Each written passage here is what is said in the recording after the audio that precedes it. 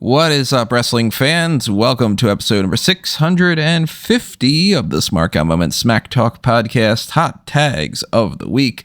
I'm your host, as always, Tony Mango, and joining me, as always, is Callum Wiggins. Hello there. No Rob on this episode. He's not feeling well. We wish him well. And I want to specify on this episode way in advance before we get into this. I have been having hell of a month and a hell of a week. I am not feeling well either. I am a mess in a lot of different ways. I apologize in advance if this episode is haphazard, if my energy is weird and all. Callum is thankfully not feeling anywhere near as bad as what I am or anything, but I'm not going to put this on him to be like, to do everything on this podcast. I am going to try to present everything as much as I can. Hopefully you guys enjoy it. If you don't for this episode, I apologize, but I wanted to put that out there way before we got started, just in case anybody thinks that the energy is off or anything. Things are crazy. They're going to get crazier, and we'll fill you in more on that at another point in time and all that. But we want to thank you for joining us for this, and hopefully we'll have a fun time here. I'm pretty sure that we will. We always do. And as we go along and we talk about all these things we're going to run down here, we also always want to know what you have to say. So by all means, drop your thoughts in the comment section below on YouTube. Make sure that you are chatting it up on the Discord channel that we have over there for Smark Moment stuff and Fanboys Anonymous stuff. You could always do that on those channels. But if you are on YouTube, then definitely help us out on the monetary side of things while you're over there. You've got the join button that'll give you access to the different tiers that you could see on the Patreon. It's exactly the same thing. The only difference being that you've got YouTube video content versus audio only streams on Patreon. If you are on the Darkcast tier, we might be recording that after this of our extra alternatives to our King of the Ring fantasy booking. Gonna have to see how the scheduling works on that one, but at some point that's gonna go up in some fashion, and you got to pick a poison tier and all. Even $1 a month goes a long way. I'm also considering, to be perfectly honest, and letting you guys know, full transparency, that the hot tags may move over to the Patreon. It may be on a $2 a month tier going forward. I gotta do what I gotta do with certain things, and lots of things are changing. We're in a very flux period right now. And if you want to keep us from not doing that, consider joining the $1 a month tier. It's half the price and all.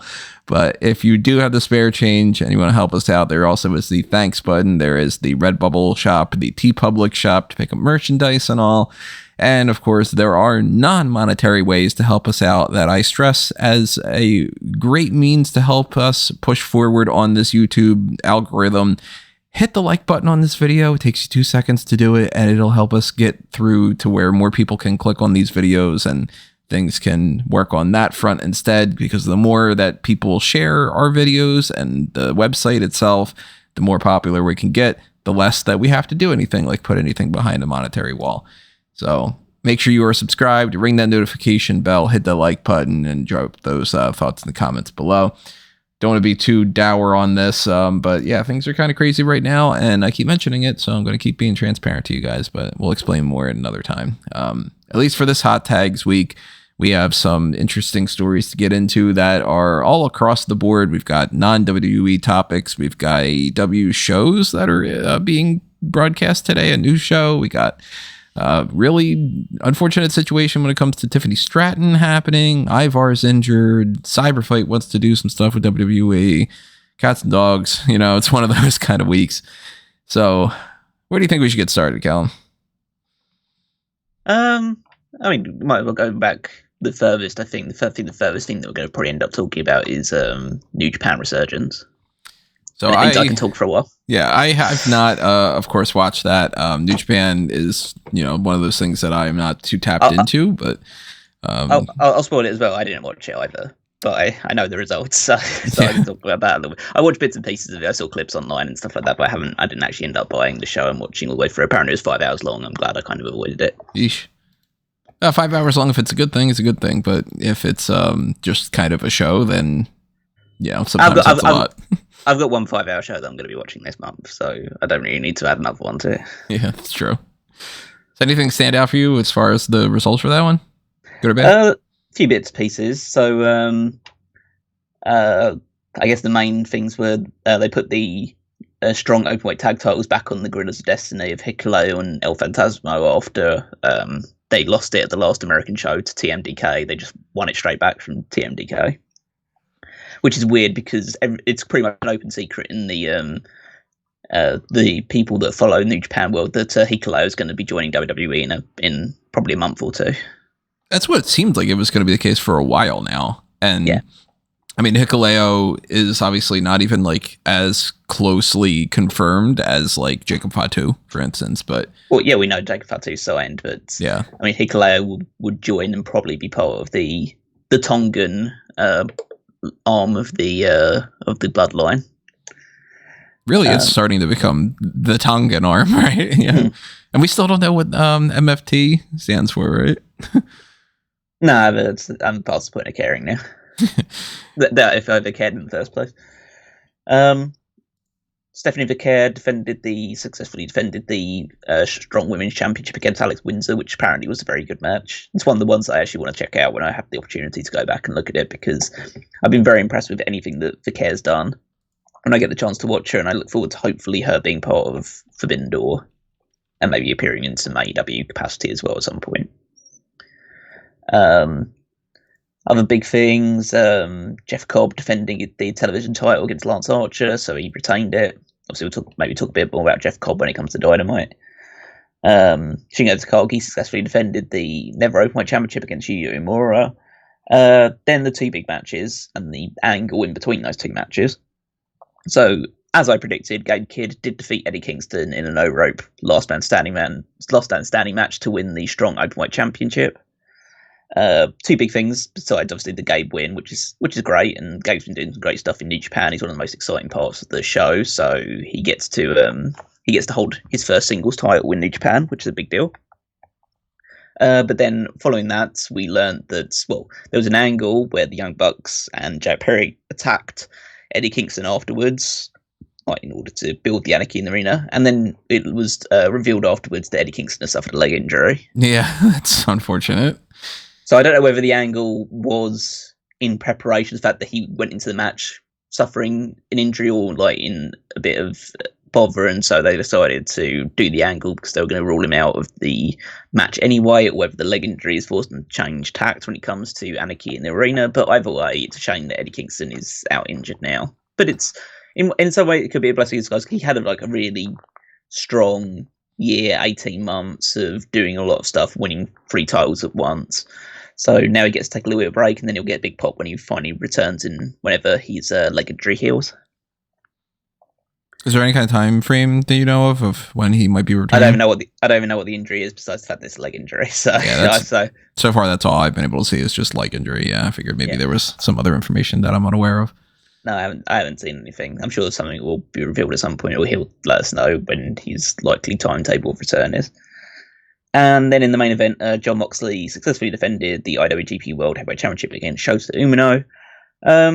By all accounts, there's kind of a mixed response to this one. Apparently, it wasn't as special as they expected it to be, considering this student against teacher angle they were going into this with, and Moxley retained, as most people would have expected. But yeah, by some people's names, I heard it was very good. Other people saying that it was good, but not at the level that they were hoping for from this match. So again, I haven't seen it myself, so I can't judge it either way. But that's kind of the reaction we got, and then that leads into what we've kind of got lined up already for Dominion, which is taking place on June 9th. So a little bit away, but they've already outlined how many matches? 5 matches, including and then a 6th one will be the Best of the Super Juniors final. The Best of Super Juniors tournament is going on right now, so we don't know who those 2 finalists are going to be. But that'll be one of the matches. And then the other 5 that have been announced are not very exciting. At a quick glance, to me, as an outsider, so my opinion doesn't hold as much weight, and it doesn't look like anything that would make me go, "Oh shit, let me watch this." Yeah. So we got Yuya Uemura versus Great-O-Khan for the King of the Ring. King of the Ring. I'm getting that confused. King of Pro Wrestling Championship. Apparently, this is going to I think they're still doing the voting for what this match stipulation is going to be, but one of the things that's been proposed has been some kind of like catcher's can style, like mat wrestling match, like just kind of like more of like amateur wrestling style, because apparently that's like Uemura's background, but it's just a rematch from when Great-O-Khan lost the title to Uemura like a month or so back, so they're just going to do the rematch here, and it's not interesting because neither of these two are doing anything particularly interesting right now.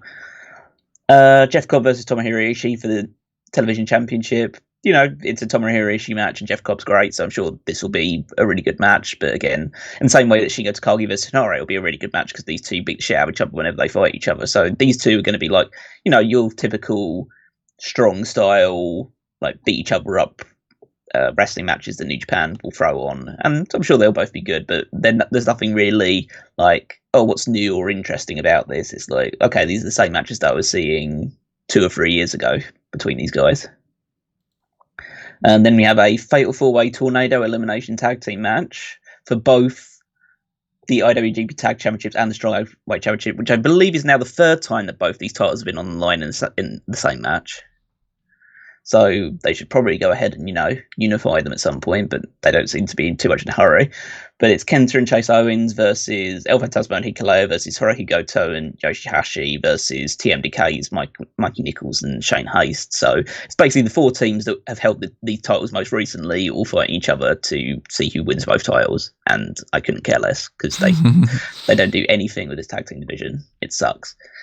And then, speaking of sucks, the world title match is Jon Moxley versus Evil. Because we have to put Evil in the main event of a show like that.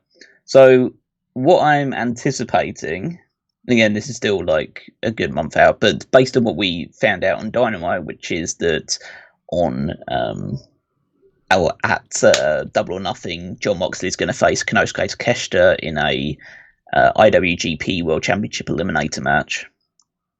What I'm hoping will happen, I'm not saying I'm expecting it, but what I'm hoping will happen is that Takeshita beats Moxley at Double or Nothing, and then it's determined that their title match, if it was to take place, would take place at Forbidden Door.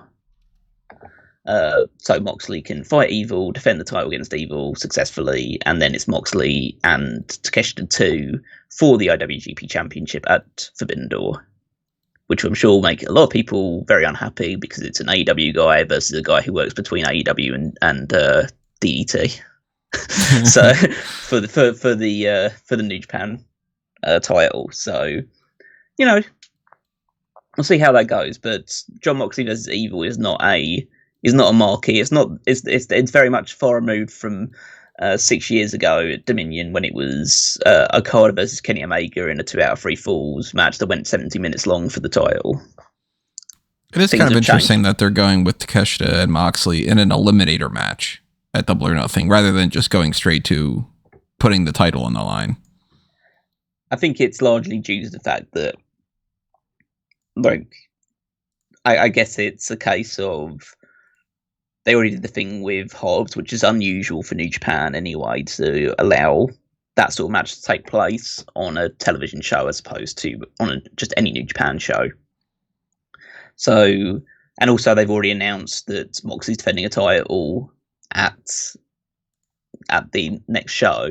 So I don't think they want to make sure that Moxley's there for Dominion. So they don't want, so at least in a kayfabe sense, they don't want to present the idea that Takeshita is going to win the title and then they completely have to change the main event of their second biggest show of the year. Or spoil that Takeshita is just flat out not going to win, and make it obvious that it's like, all right, well, there's no point in having Moxley versus Takeshita for nothing if he's just going to beat him because he needs to have that belt for there. By making it a non-title match or a title eliminated match, they've actually opened the door for Takeshita to win that match, which he might not have been able to do or almost certainly wouldn't have been able to do if it was a world title match.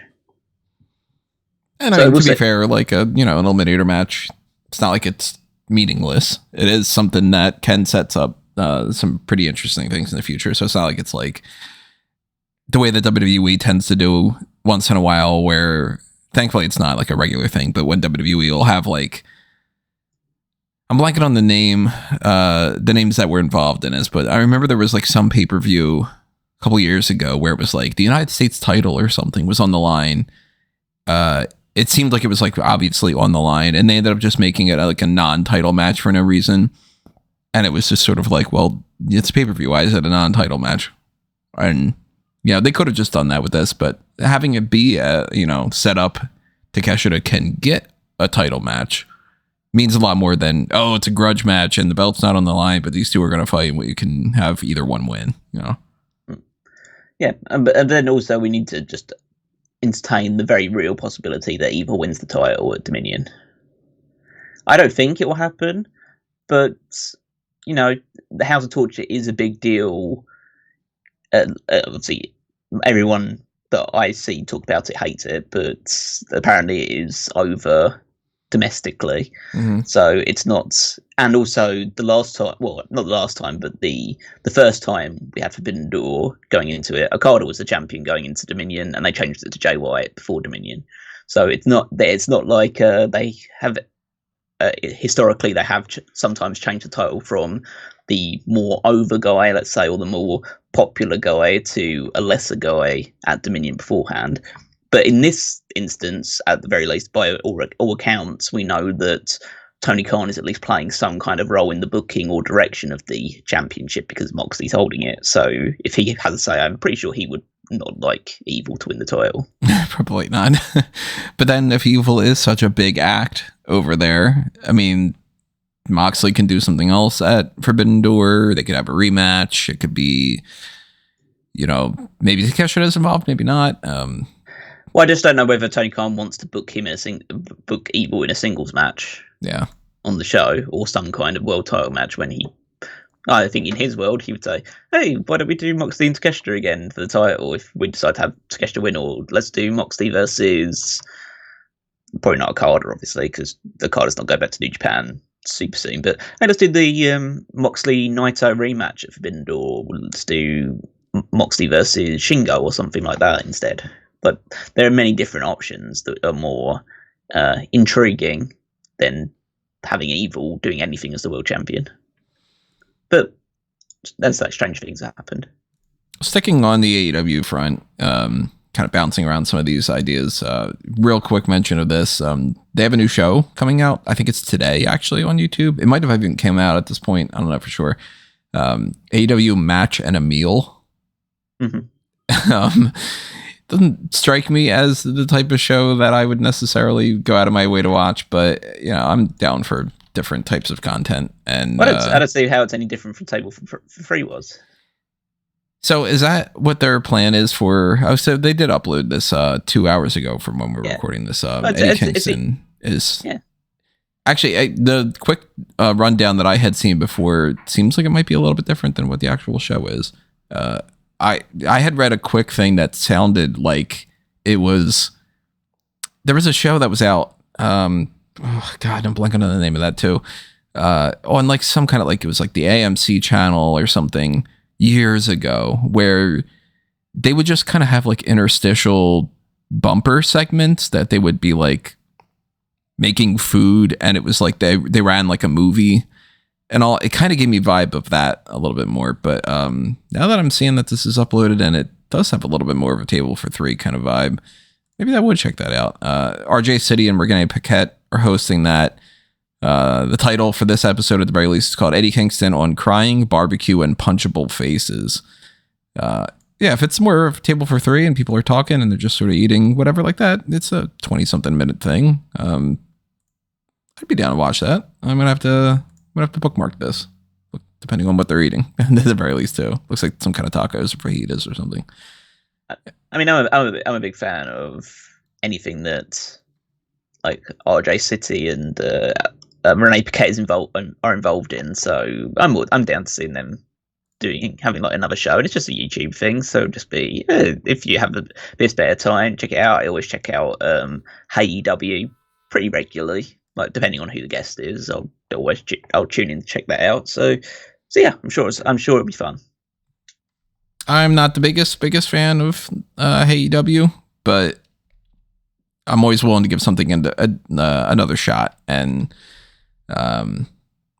I'm gonna have to watch this at another point and maybe talk about it like next week. Get my thoughts about something. But that's cool. I like when they experiment with some different ideas. I like even when they did like those WWE Network shows where it was like the Smackdown Kitchen or whatever it was called, and yeah, I like when you get to see these personalities have some more fun outside of the ring. So that's cool. And it's been a long time since we've seen a table for three. I don't know why they didn't bother to do anything this year. They like usually record a bunch around WrestleMania time, and nothing has come out about any of that. So then again, that's what happens when you go switch over to Peacock, I guess. You just stop making content. But other AEW stories, other things going on that front, the AEW Path to All In series. You give me a heads up about this. I wasn't aware of that prior to when we started recording the hot tags, but the game plan being that they're going to have a series of shows that are all in the Texas region, just sort of like being a central hub for a little bit. I mean, it's beyond just Arlington being a central hub. It's going to be just all in one stadium. So it's all taking place in esports stadium, apparently. Yeah, the esports. I don't know. Esport. It is esports, yeah, as in like the actual genre of esports. So yeah, it's an esports stadium in Arlington, Texas, and it's going to host Collision from July the 20th all the way to August 17th. And then also Death Before Dishonor, which takes place on July 26th. Also going to have some Ring of Honor tapings taking place there. Also, there's going to be a Battle of the Belt show that happens there following one of the collisions. So yeah, it's interesting. They're going for an approach similar to.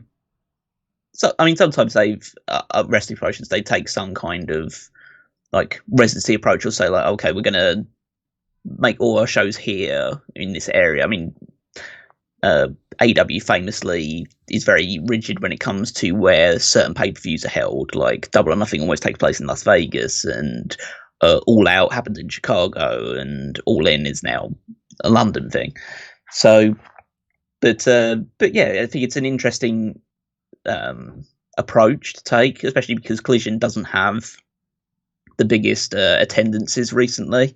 Outside the Vancouver show, which did really well, all the others, most of the Collision shows, they don't have very good ticket sales. So putting them in one stadium, I believe it's not like a big arena.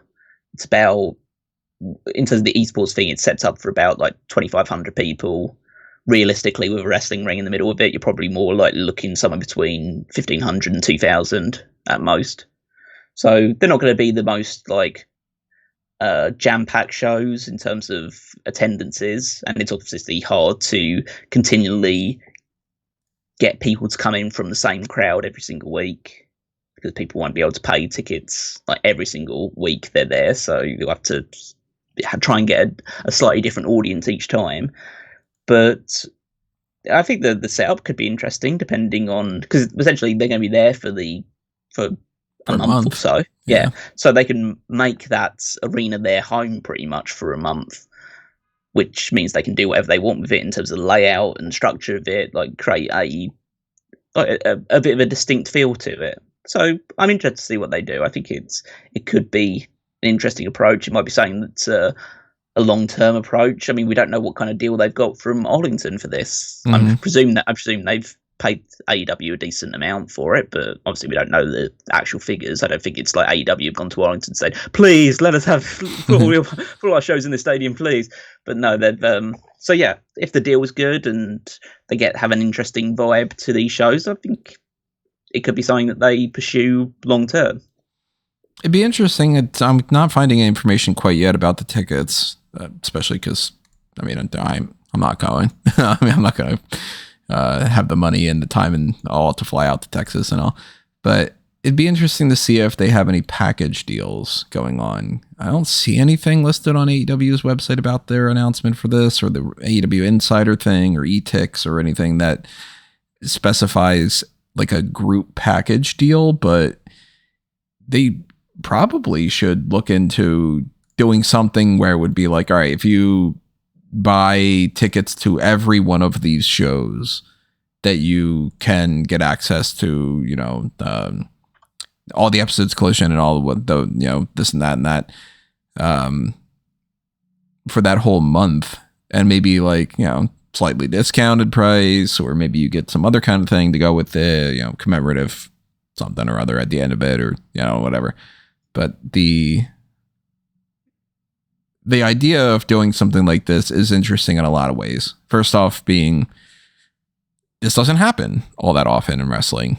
I mean, we get like live tours where it'll be like, all right, the WWE is going over to Europe for a little bit, and we're gonna have like a few shows in this area, or WrestleMania week, we have a lot of things happening around one area for 1 week, but very rarely is it like a month worth of shows all happening in the same arena. So with it being Collision and Ring of Honor, they were actually not even promoting on these things that I'm reading right now, the Battle of the Belts thing. That's not even on the graphic or anything. It's in the press release, but it's not actually just on they haven't listed what show Battle of the Belts is going to take place on. Yeah. I guess in their mind, they're like, well, it's a supplemental thing, so we don't need to commit to that necessarily yet. Because they are going to do other Ring of Honor shows on there as well, and tapings for Ring of Honor from there as well, but they haven't announced what dates those are taking place. Yeah, Death Before Dishonor is happening July 26th. So, heads up for that for anybody that's interested in this area. If you have plans to, you want to attend these kind of shows and stuff, take advantage of it as much as you can. You might be able to get some good action out of that, and kind of can just continue to see a bunch in that area. AEW hasn't been having the best attendance for live events. So you brought it up, like how often can you keep the same people coming back? It might be some people that are interested in going to the first show, and then they might, I'll skip August 10th or something. Or it might end up being a packed house the entire time. Look at Full Sail. Yeah. That's an interesting idea. And that's not even the only things that are going on AEW related this week. So Dynamite's not something that I had a chance to check out. To be perfectly honest, I've just been, like I said, things have been crazy. So I haven't had the opportunity to watch it yet. I've been reading what happened, and I saw a few just clips and stuff. I'm going to try later on today to find the time to actually, kind of speed through that. I don't think I missed some of these. Like, I don't think I need to have seen Tony Storm against Harley Cameron or Hook against Sebastian Wolf or anything, but I know the big story of the replacement of Eddie Kingston, Darby Allin. Surprised he's actually able to return to the ring. Yeah, I think he's probably surprised about it as well. But yeah, he came out at the end of so they did the Okada versus Dax Harwood match to round off the show. Okada won, naturally. And then they did a beatdown angle with all the other guys. They'd already announced earlier that Eddie Kingston would be unavailable due to his injury.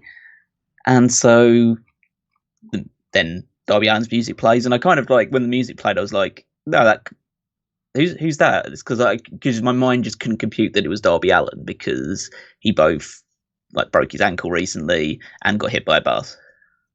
Yeah. So it can't be Darby Allin. And then Darby Allin does come out, and he's hitting people with skateboards, and he's doing this crazy stuff. I mean, talk about a guy who's kind of low-key Mr. AEW in a way. I don't know if AEW's had more of a kind of going from nothing to something, as in terms of like a guy who was kind of, vaguely known on the independent circuit, then to being like a household name to fans of AEW like Darby Allin has. So he's a perfect, and Anarchy in the Arena, that's a perfect fit for a guy like Darby. A guy who like Darby, who is like, let me make sure I have a third injury going on. Well, let me put it this way: I think that there's going to be like a barbed wire steel cage match on the show as well with Copeland and Malachi Black. So I imagine that Darby's going to try and jump off the top of that when it's still hanging from the ceiling, with barbed wire wrapped around himself into a pit of barbed wire that's set on fire. Yes, exactly. And, I wouldn't expect anything else at this point with Darby Allin. Like, this guy is absolutely insane. And I hope that things work out well with all that. It's very nerve-wracking every time Darby Allin is in this kind of a situation, to always just be like, do you really want to push this dude? Like, You know, I mean, Mick Foley is one of my absolute favorites of all time, and I fully agree with all the sentiment when people are like, people should have told him to stop, and people should tell Darby Allin to stop and all. So it's going to be interesting, at least. And Darby Allin was somebody, we had talked a little bit about this. Maybe it was actually off air. I don't remember for sure if we talked about it on air, about this idea of what if the Team AEW and Team Elite concept split the whole roster like NWO and WCW style. I eventually wrote up an article about it. Find out over any wrestling news, anybody's interested. And Darby Allin was one of the guys that I was like, well, he's a pretty obvious one. Like, he would clearly be in Team AEW. There's no way he would just join Team Elite. That was way before this switch over with Eddie Kingston had happened, and I'm glad to see that I was totally right. And Darby Allin is one of the better names that they could have possibly put in there for this. So it's at least a lateral move, if not a step up in my mind. Sucks for Eddie Kingston, but I'm glad they were able to replace him with somebody who makes a lot of sense and is actually going to be like a really good standout person in that match. Yeah, I'm looking forward to that main event. It should be exciting. Actually, technically, by at least AEW's announcement, it's one of a 3-part main event for Double or Nothing. They're following the WWE methodology. Yeah, and it sucks everywhere that someone does it. It's like, just say what your main event is. What do you think is going to end up being the main event? Do you think it's Anarchy in the Arena, or do you think it's going to end up being Swerve and Cage? I think it has to be Anarchy in the Arena. I think that'll be the biggest reaction to anything. And also it's probably the one that has the most likely potential to have like an angle at the end of it to add some interest to what happens on the next episode of Dynamite. Meanwhile, a whole bunch of people are screaming out, going, "Why is it in Willow and Mercedes?" Well, they're the third part of the triple main event, which sucks for your actual women's championship. And for like Copeland and Malachi Black, and for Roderick Strong and Will Ospreay, and Moxley and Takeshita, and I mean, nobody would have expected Trent Beretta and Orange Cassidy to be the main event, but yeah, but especially true when it comes to Swerve and Christian if they end up being bumped off of that, but. Yeah, I mean, this card's shaping up to be pretty well. It's something we'll talk about more next week if we're able to, depending on my fucking wisdom teeth and stuff. But, you know, anything else on the Dynamite front you want to call attention to?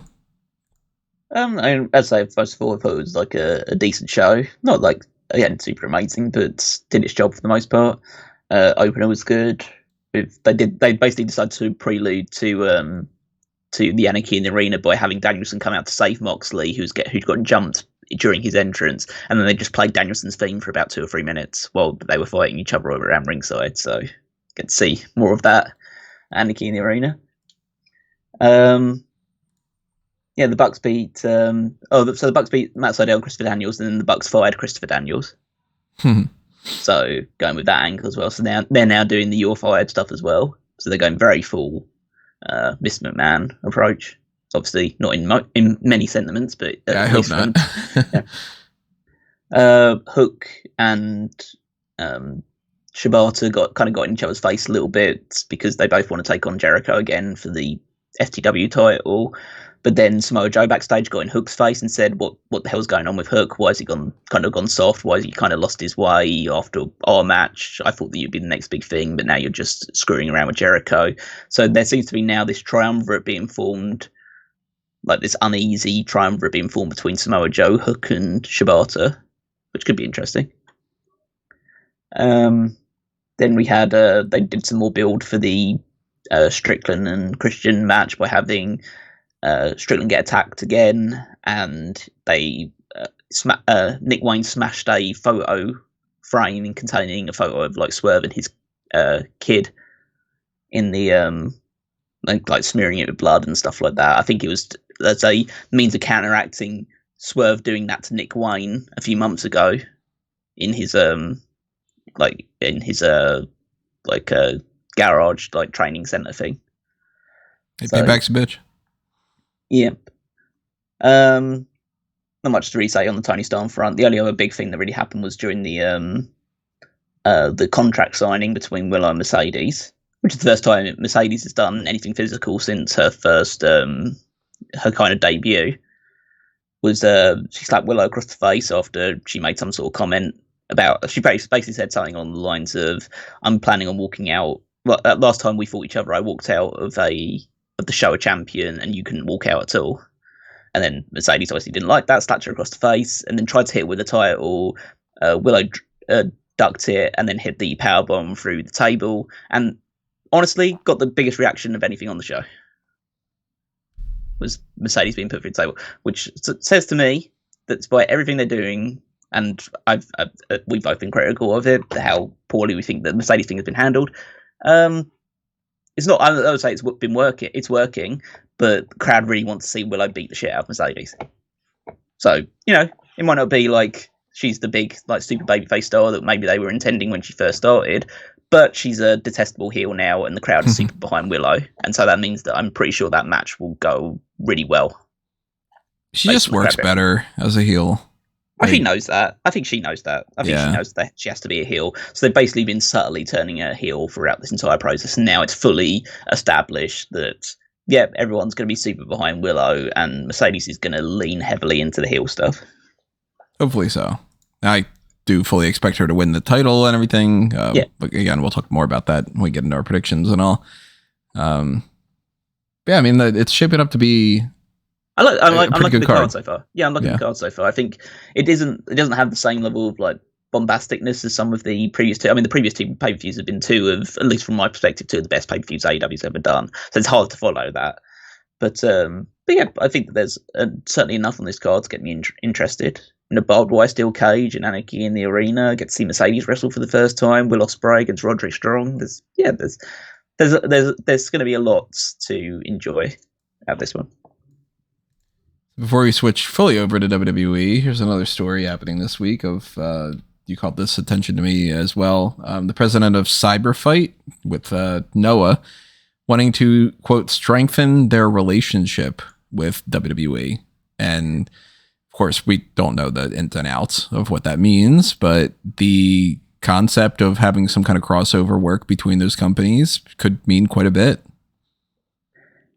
Yeah, so essentially there's been this new president that's been put into CyberFight called Yasuaki Okamoto, and essentially gave out a presentation about what's their plan is or what their vision is for CyberFight in general, which is Pro Wrestling Noah, but it also is the conglomerate that also is the parent company of Tokyo Joshi Pro and DDT Pro Wrestling as well. So they're some of the biggest promotions, the second biggest women's promotion, and then kind of probably the third and maybe fourth or fifth biggest men's promotions as well.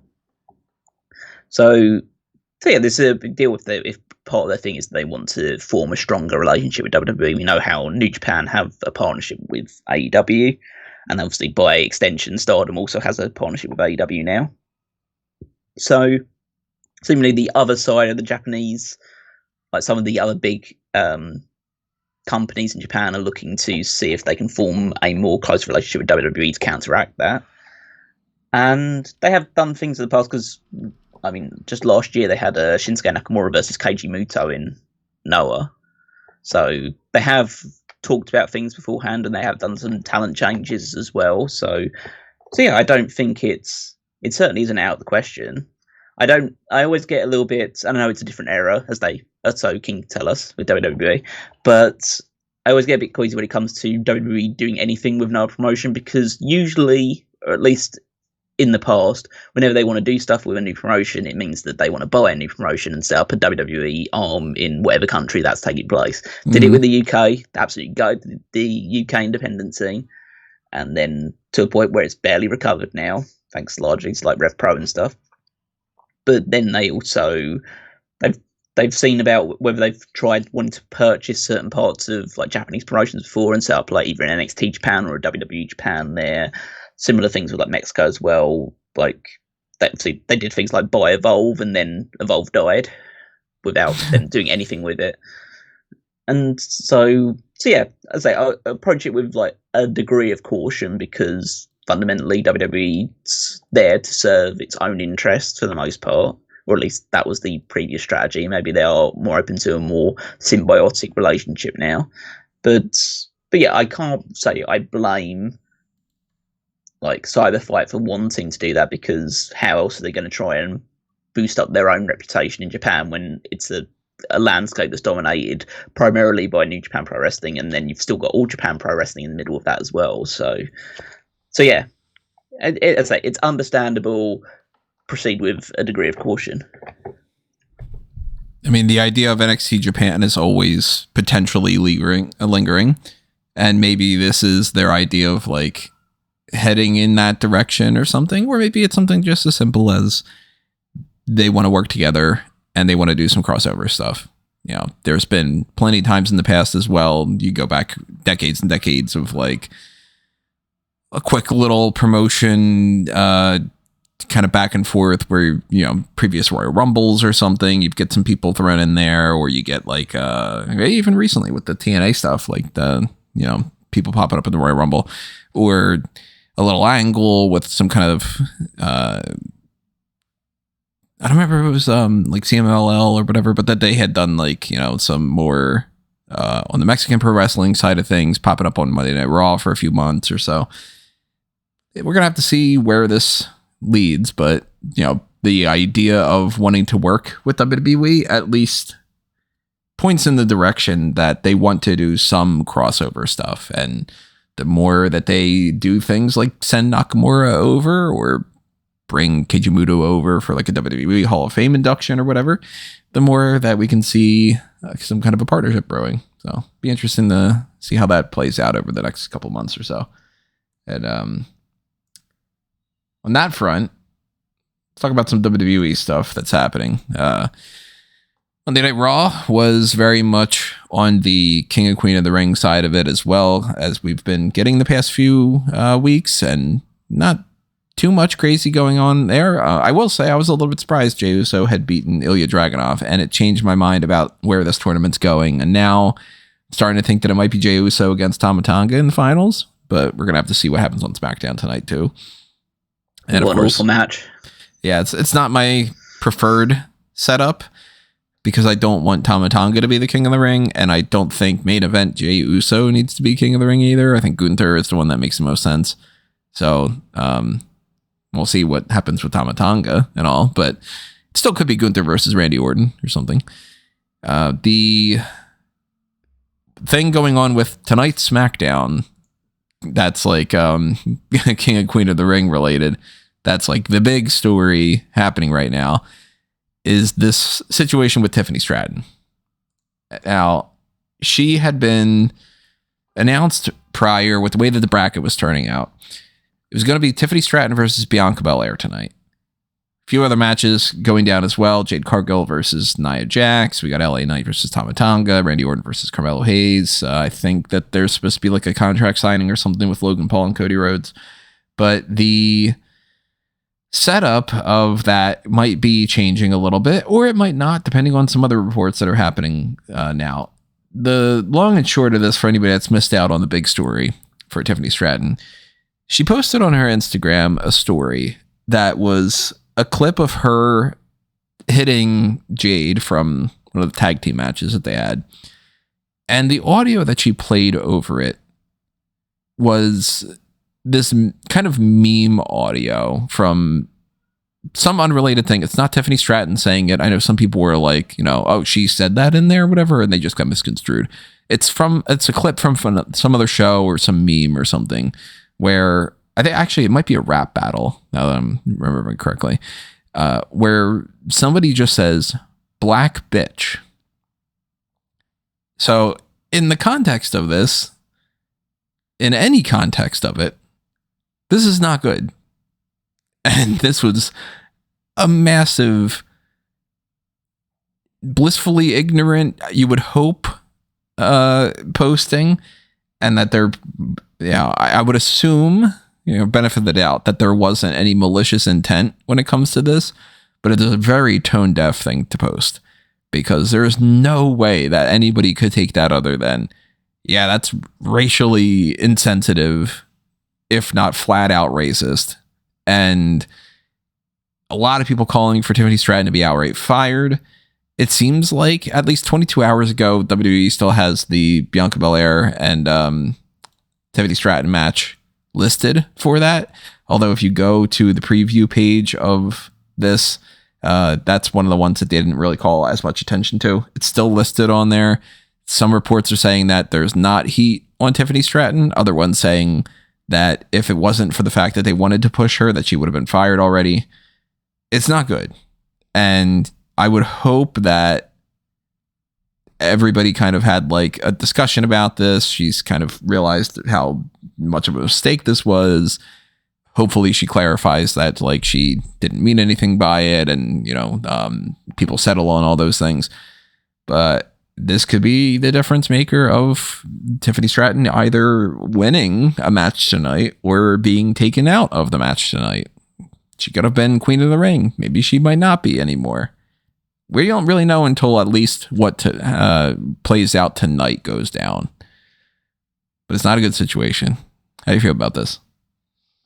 It's just like a dumb thing done by, as I say, someone who is very much like super online, does a lot of the TikTok stuff, and just thought, this would just be funny. I do all this stuff all the time anyway. I'm just gonna do this one. It's like this viral clip or meme or soundbite that's around there, so I just do it for this. But it's like just a stupid tone deaf thing. I do not think that Tiffany Stratton is anyway like discriminatory or like racist or anything like that. It's just she's a bit dumb, and she did a dumb thing sometimes. And yes, I think she'll understand now that it was a dumb thing to do. Will think hopefully a bit more clearly about what she posts online moving forward.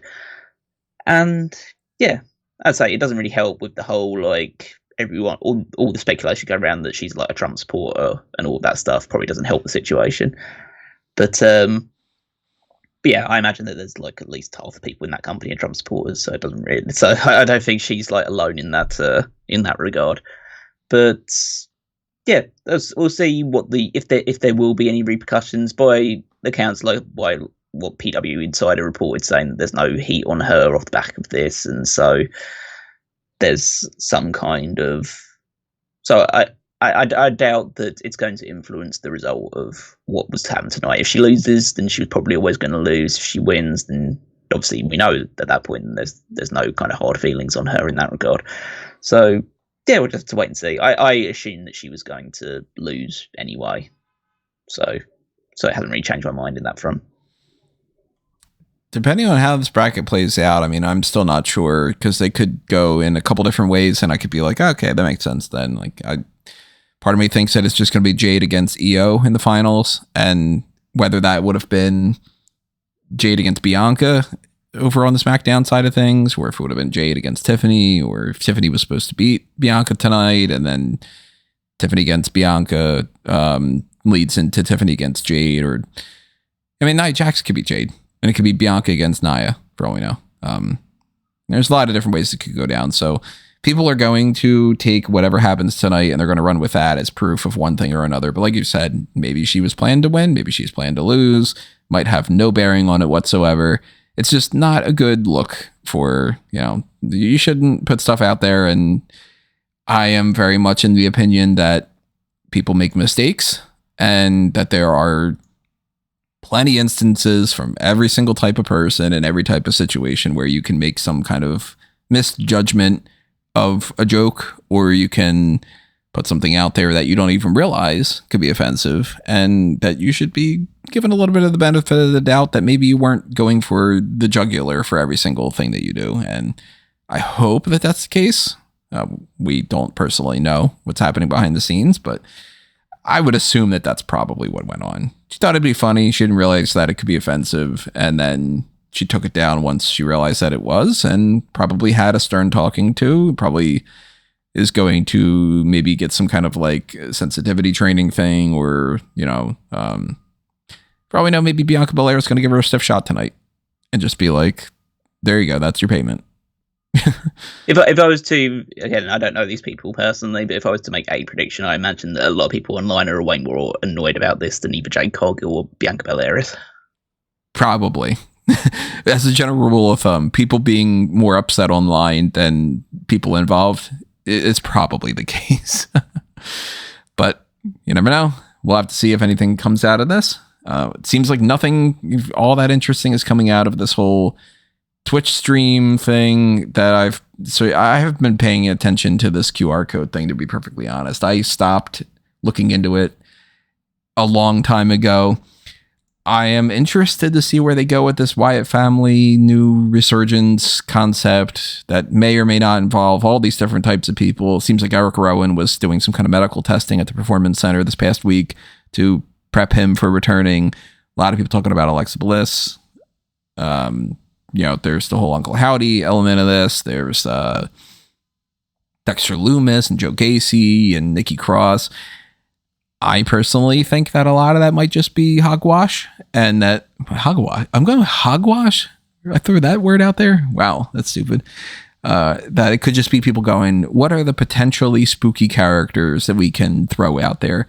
And it might end up being nothing involving any of them, but it could very well be. But I am not dedicating all this time to a bunch of little tiny teases that probably aren't going to matter much, because whenever they pull the trigger on this, it's just going to be, okay, that's what we need to know going forward. But I know that the little bit of what I've heard from people about what this Twitch stream thing was, largely was, wow, that was a waste of time. Yes, from what I gathered from it is like it was an hour long, pretty much takeover of the stream, which is primarily just, I think, like when I just did a quick scan, because people put the whole thing on X now. It's now X.com. Have you seen that? It's no longer Did they Twitter.com. officially switch over? Yeah, it's officially X.com now. What a waste. So, yeah, but I went on to Twitter, and so I'm still going to call it that because it's going to be Twitter forever. Yeah, fuck you. Someone put the whole thing up, and then literally like the first 10 minutes of it is pretty much, it's like just a chair on the screen, and then a therapist sits on the chair, and then they're talking to someone, but we don't see who they're talking to, and then there's like a few like cuts away and stuff like that, and then it ends with like the therapist like going away, and then there's like a newspaper clipping which says that this person, I can't remember what the name of the person was, but the idea was that like she went missing and her name was an anagram of Uncle Howdy. So, just a load of like bullshit time filler. Just get on with it. Like, if you're gonna do it, just fucking do it. Why are we holding out so long? Like, how like apparently they've re-signed Eric Rowan, and we know there are people that are previously part of the Wyatt family on the roster. You've got Nikki Cross, and maybe Alexa Bliss is coming back, and we know that they've had Bo Dallas employed for over a year now. It's like, just fucking get on with it. Why do we have to have all of these teases and build up and stuff? So just re-debut him. You must have a plan of what you're going to do with him. If you don't, then you've had a year and a half to prepare for it. Well, I say you've had a year and a half. You've had like, I don't know, nearly a year since Bray Wyatt's unfortunate passing to decide what you were going to do. Like, surely they must have an idea now if they're devoting this much time to all these QR codes and little teases, or maybe these QR code teases are just a blockade for like, oh, we don't have a fucking clue what we're doing. Let's just do spooky bullshit until we decide what we're going to do with him. Yeah, it kind of feels like that to me, at least. I imagine that essentially this will be, because we know that Judgment Day is seemingly breaking up soon, because Damian Priest is getting more and more babyface, and he's probably going to feud with Balor at some point soon. And then Dominic's seemingly going off with Liv Morgan, and so that's going to be the breakup of him and Rhea, and who cares what JD McDonough does. And then, and so they need another like big faction, because they've got, on the SmackDown side, they've got the Bloodline 2.0, so they need something on Raw to replace the Judgment Day, and so I imagine that's going to be whatever this Wyatt 6 is, even if as long as that's still the plan, because everyone seems to just be assuming they're going to do the Wyatt 6 thing based on the fact that they were apparently going to do the Wyatt 6 thing when Bray Wyatt was still around, which they never got around to doing, and they really went beyond just like initial teases. So I don't think anyone really knows what they're planning to do with Uncle Howdy. It doesn't at least strike me as like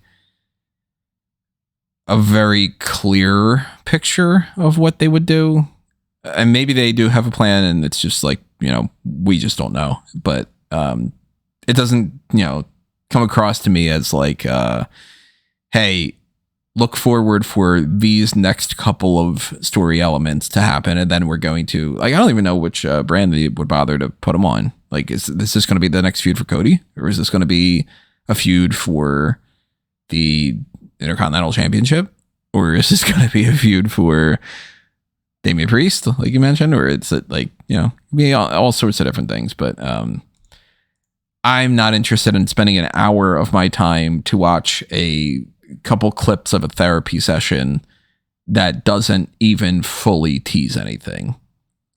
That's just the same shit we had seen before with Wyatt. And I know a lot of people are going to take this as like a very mean-spirited thing to say, but I still maintain my opinion about what that was in the past. I still think that Bray Wyatt's character from the very start had a lot of potential and went nowhere over and over and over again. So if they still have never learned any of those lessons and their approach is just do a bunch of teasers, it doesn't need to lead anywhere.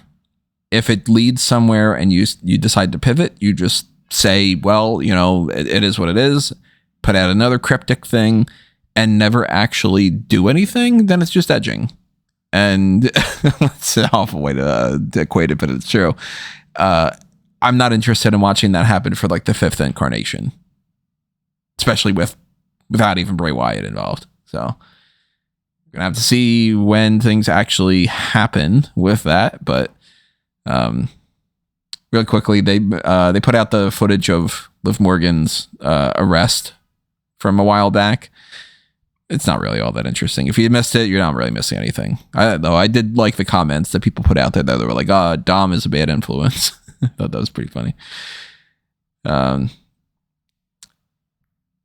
SmackDown stuff, Raw stuff out of the way. I think there's nothing else for us to talk about on that front. And then it's just NXT left to talk about. So we actually even know what's happening for next week's NXT. So we will talk about spoilers in a moment or so. They did a bunch of things on this episode that pushed a few stories forward. The Izzy Dame and Kiana James tag team is over. Kiana James is basically just like, well, I'm on Raw now, so adios. Noam Dar claimed to have been attacked by somebody. They're doing a, kind of self-referential angle of how everybody keeps getting attacked in NXT, but that led to a switch over where it was Oro Mensah going up against Javon Evans. Javon Evans won that match, so I get some fantasy league points. That's cool. And apparently Ivar is injured. He's going through some kind of spinal fusion or so, and wish him the best. That's obviously awful. Terrible to hear that kind of thing, but he's been replaced by Gallus at the end of this, attacking Ivar and Josh Briggs and Wesley to set up something that we'll get into with the spoilers. OTM had a whole thing with Idris Anafe and Malik Blade. We'll talk about this Lola Vice situation going on in a minute too. Tony D'Angelo won the Heritage Cup over or from Charlie Dempsey. I'm not the biggest fan of that. I haven't really liked the Heritage Cup as it is, but I wanted Charlie Dempsey to win that for a long, long time. He finally wins it. He does fuck all with it. And now it's Tony D'Angelo being the representative of the Heritage Cup. It's not my thing. What do you think?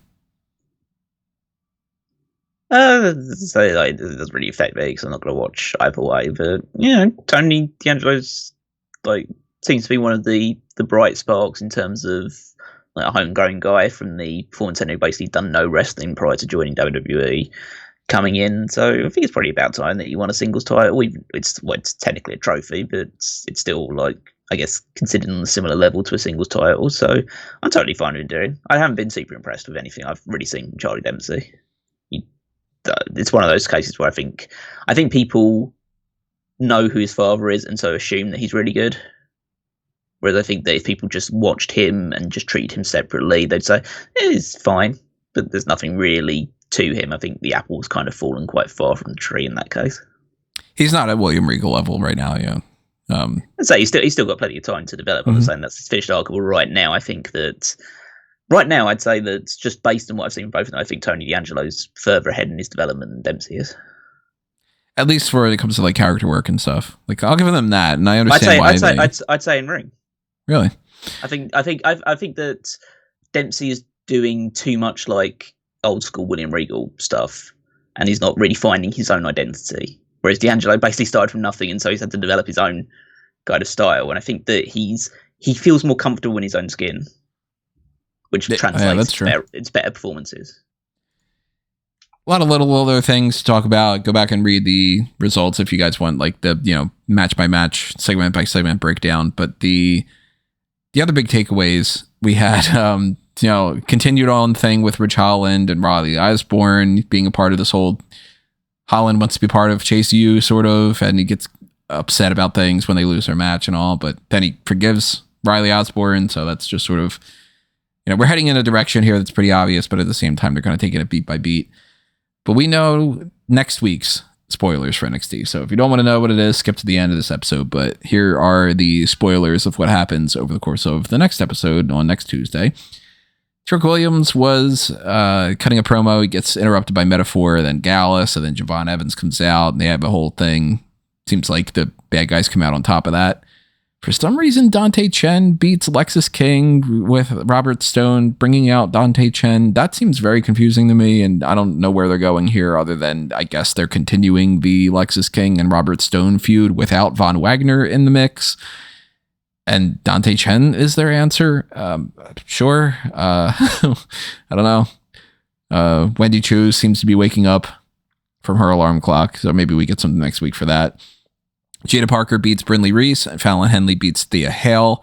They are joined by Lash Legend, who beat Ivy Nile, and by Sol Ruka, who beat Izzy Dame. So we know 4 of the 6 women that are going to be competing for the NXT Women's North American Championship. And as far as I'm aware, they still haven't said what the match dynamics are for the other 4 women that are going to be getting those final 2 spots. I know it's Renson, Claire, Tatum Paxley, Kehlani Jordan, and actually I'm blanking on who the other one is. Meechin, I think. And they haven't quite said, if it's going to be like Meechin versus Tatum Paxley and Kehlani Jordan versus Ren or something. But 2 of those 4 are going to figure out the rest of this. So I'm a little bit surprised that Thea Hale is not involved. Would have thought that she would have been paired up with somebody else.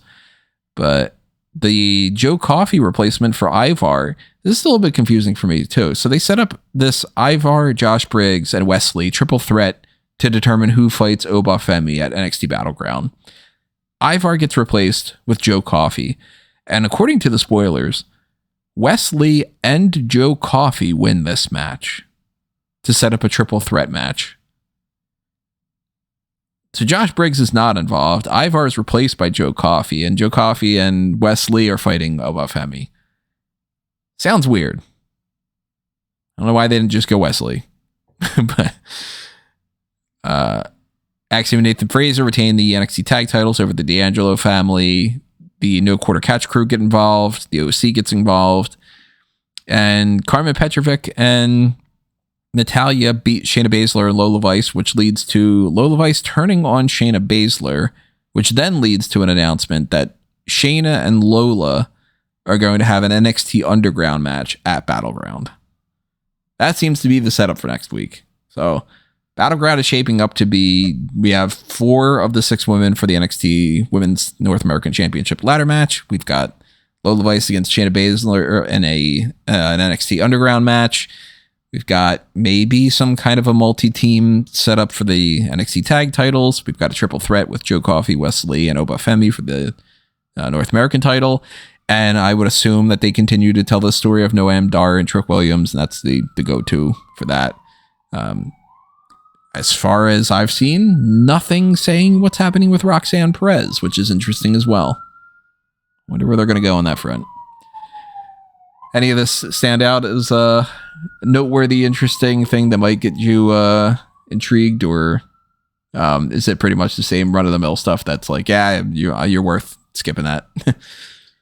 Honestly, I just listen to you talk, and that's the only thing I ever know about NXT. So That's all you need to know, everybody. That's why you need to keep checking out smarkoutmoment.com. That's one of the ones that I pay some of the most attention to every week because it's just haphazard and absolutely crazy. So I did see that Ivar tweeted in the last half an hour or so. What did he tweet? He basically said that there's been a bit of misinformation going around. So he basically basically say, yes, I'm injured. Yes, it's very serious, but no, I haven't decided. I haven't had surgery yet, and I haven't decided what I'm going to do about that just yet. Oh, if he has surgery, hopefully it goes well. If he doesn't, hopefully whatever alternative he does ends up working instead. Ivar has been doing some really great stuff in a singles capacity, and Eric's still on the shelf for his injuries, but like to see the Viking Raiders come back healthy and happy very soon. And I'm more of a fan of seeing Ivar in this match than Joe Coffey, to be honest, but take what we can get when we get it, and we wish him the very best.